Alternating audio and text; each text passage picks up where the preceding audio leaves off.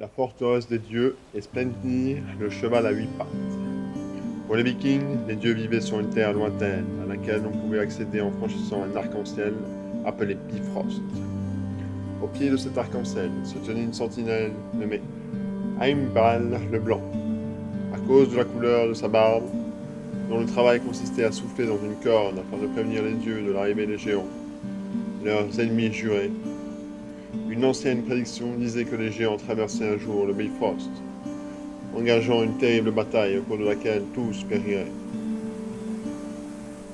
Cette bataille marquerait le crépuscule des dieux, la fin des temps.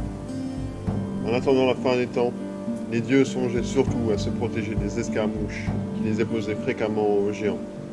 Dans ce but, ils tracèrent des plans d'une citadelle circulaire, d'une hauteur majestueuse, et dont les murailles, entourées par 7 fois Asgard, elles comptaient en outre 7 tours, 7 contreforts, 7 fortins et 7 fossés et 7 dacis. Les dieux affinaient inlassablement leurs projets, tout en sachant qu'ils ne pourraient les mener à bien, n'étant eux-mêmes pas assez habiles pour élever de semblables remparts. Les dieux vikings, on le voit, étaient de grands parleurs, mais de petits faiseurs. Frigg, la femme d'Odin, envoya un jour un pigeon par le monde pour annoncer que les dieux cherchaient un artisan susceptible de les aider. Le pigeon revient après un long voyage et le confia à Frigg qu'un maçon était dit capable d'élever leur citadelle. Il était en route et ne saurait tarder. Quelques jours plus tard, Mbar le Blanc souffla dans sa corde pour annoncer qu'un homme avait franchi le Bifrost. Tous les dieux se réunirent pour accueillir l'étranger. Le maçon, les vêtements poussiéreux, salua poliment les dieux et leur dit d'une voix posée: J'ai appris que vous cherchiez un artisan pour élever les murs de votre citadelle. Je suis un maître ouvrier inégalable dans la construction des fortifications. Faites-moi confiance, la citadelle que je bâtirai vous protégera sûrement contre les géants. Quelles sont tes conditions demanda Odin, qui savait que rien ne se faisait pour rien. Pour réaliser l'ouvrage, donnez-moi le temps de 3 saisons. Que les fleurs parfumées recouvrent 2 fois la plaine où nous nous trouvons. Est-ce tout s'exclama Odin, surpris qu'un homme soit si raisonnable. Je veux aussi la lune et le soleil, ajouta le maçon. Cela est impossible, tonna Odin. Et j'exige en plus Freya, la déesse de la beauté, conclut l'ouvrier. Les dieux firent pris d'un rire inexpressible.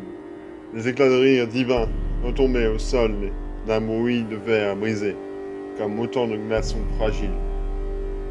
Tu es un fou, ou tu es un homme téméraire, ou bien les deux, déclara Odin, père des dieux et des hommes. Quitte ce monde avant que je ne fasse dévorer par Hugin et Munim, mes corbeaux. L'ouvrier ne dit mot, et s'apprêtait à rentrer chez lui lorsque Loki, le dieu du mal, le chicaneur, la honte, le calminateur des dieux le retient. Il désirait discuter en privé de sa proposition du maçon. Il s'agit d'un fou ou d'un téméraire, pourquoi ne pas en profiter, proposa-t-il aux autres dieux. Mais accordons-lui seulement 6 mois. C'est trop peu, commanda un autre. Comment pourrait-il terminer l'ouvrage exclama Odin. Nul n'en serait capable, trancha Heimdall. C'est ce que je pense moi aussi, opina Loki. Toutefois, si nous promettons ce qu'il a demandé, il sera peut-être tenté d'accepter. Et alors Et alors demanda Freya. Tous les dieux brillaient de rage. Et alors il nous construira une bonne partie de la muraille, termina Loki. Freya était inquiète. Si le maçon parvenait malgré tout à terminer l'ouvrage, elle devrait le suivre. Tu peux dormir tranquille, Freya, rassura Loki. Puisque le maçon ne pourra satisfaire les conditions exigées, nous ne lui donnerons rien du tout. Il s'estimera trop heureux qu'on lui laisse la vie sauve. Mais peut-être qu'il aura construit un tiers de la forteresse, et c'est déjà quelque chose. Odin s'exposa à la condition du maçon. Nous t'accorderons qu'une seule saison pour accomplir ton ouvrage, et tu auras ce que tu souhaites, mais tu travailleras seul, sans l'aide de quiconque. Tu demandes là l'impossible, Odin, et tu le sais, grommela le maçon. Laisse-moi au moins Svadilfari, mon cheval de trait. Tu travailleras seul, cria Odin. Je ne me ferai aider par Svadilfari, répondit l'autorité de maçon, d'une voix si forte qu'elle n'avait plus rien d'humain. Loki murmura à l'oreille d'Odin. Ce sera bientôt l'hiver, la saison, tu le sais, n'est pas favorable aux travaux et la neige entravera les mouvements de la bête de somme. Que t'importe que cet idiot cède de son cheval? C'est vrai, pensa Odin. Le pacte fut rédigé. On y établissait que si une seule pierre manquait à l'édifice, le maçon ne pourrait réclamer comme prix ses fatigues ni le soleil, ni la lune, ni Freya. Splendeur entre les femmes. Cependant, le maçon exigea qu'on lui garantisse sa sécurité durant la construction des murailles. Il craignait que les dieux ne lui jouent des tours dans le but de retarder sa construction. Odin jura solennellement au nom de tous les dieux que le pacte fut conclu. À l'aube du premier jour, le maçon se mit à l'œuvre. Il traça d'abord la ligne où devraient s'ériger les murailles, puis les ouvertures correspondantes aux 7 portes monumentales. Ensuite, ayant attelé Svaldilfari à une charrue, il creusa la fondation et y transporta les pierres. Il s'agissait de la masse haute, comme des montagnes, taillées dans le granit le plus dur, et les talons les traînaient derrière lui comme des fétus de paille. L'animal fournissait une somme de travail incomparable, plus grande que celle de son maître. Le père des dieux était nerveux. « Ne t'en fais pas, Odin, » disait Loki. « À ce rythme, ils s'épuiseront bientôt. » À l'aube du second jour, le maçon creusa 7 fossés et détourna un fleuve. Il y a plein de fleuves dans le monde des dieux, qui les remplit rapidement de ses eaux boueuses. À l'aube du 3e jour, la pluie était abondante, les chemins fangueux et impraticables. Pourtant, l'artisan et son cheval travaillaient. La nuit, le maçon chargeait les pierres et les dressait le plan de la forteresse. Le jour, il irriguait les murs et les bastions, qui furent rapidement si hauts que l'ouragan lui-même n'aurait pu souffler par-dessus. Un simple humain peut-il autant travailler ? Se demandait Freya, anxieuse. Il ne restera bientôt plus que 3 jours pour achever les travaux. Et seule manquait encore la porte sud. Le maçon allait relever le pari des dieux. Freya était au désespoir. Est-il possible que la plus belle des déesses finisse dans les bras d'un simple maçon ? S'alarmait la douce Frigg, déesse de la fertilité, femme d'Odin et maîtresse du ciel. Je sacrifierais volontiers ma toison dorée si cela pouvait sauver Freya, la belle, dit Sif aux cheveux d'or, femme de Thor. Freya, seule dans un coin, sanglotait. Il était impossible de rompre le pacte. Il en est donné de l'honneur du Père des dieux. Comment avons-nous pu souscrire à un tel pacte ? Hurla Odin en colère. Nous risquons à présent de perdre le soleil et la lune. Et Freya, la belle, notre prêtresse, deviendra la femme d'un maçon. Les regards des dieux se tournèrent alors vers Loki. Ils firent un cercle autour de lui et l'accusèrent d'être responsable de cette situation catastrophique. On lui fit comprendre qu'il avait tout intérêt à ce que le maçon ne termine pas son travail. Soit, je veillerai à ce que le maçon échoue, mais je ne peux rien vous promettre.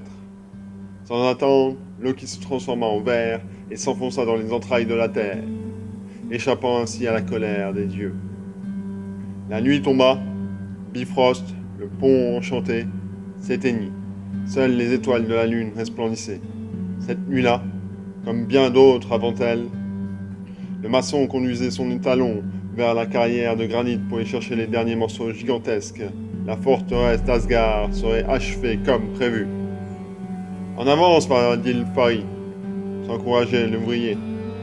C'est le dernier voyage et à nous le soleil et la lune, et Freya, la belle entre toutes. L'animal avançait entraînant les masses d'énormes qui creusaient les vallées dans les sols meurtris. Arrivés au pied de la forteresse, ils traversèrent les 7 fossés que protégeaient les 7 fortins munis d'un pont-levis, puis descendit les 7 glacis et franchit avec autant de terre-plein. Le maçon était très fier de lui. Le tour s'élançait fièrement dans le ciel. Il était encore tout absorbé par la contemplation de son œuvre, quand une jument sortit de la forêt et courut vers Svaldilfari, en poussant des hennissements que font les chevaux lorsqu'ils veulent s'accoupler pour avoir des petits. L'étalon reconnut l'appel, devint fou et se cabra et brisa ses morts. La jument galopa vers la forêt, où Svaldilfari la poursuit au grand désespoir de son maître. Il s'élança à sa poursuite, mais, à peine perdu, l'homme se prit des pieds dans une racine de chêne et tomba si rudement face contre terre qu'il se cassa les dents. Un épais sang noir jaillit de sa bouche, tandis que les larmes de colère coulaient de ses yeux. L'ouvrier savait que sans l'aide de son cheval, il ne pourrait finir l'ouvrage à temps. L'emprise d'une épouvantable fureur, son corps s'enfla et se déchira. laissant apparaître celui d'un géant qui avait imaginé ce stratagème pour dérober aux dieux le soleil, la lune et Freya. Odin, les autres dieux l'apercevant, se préparaient au combat.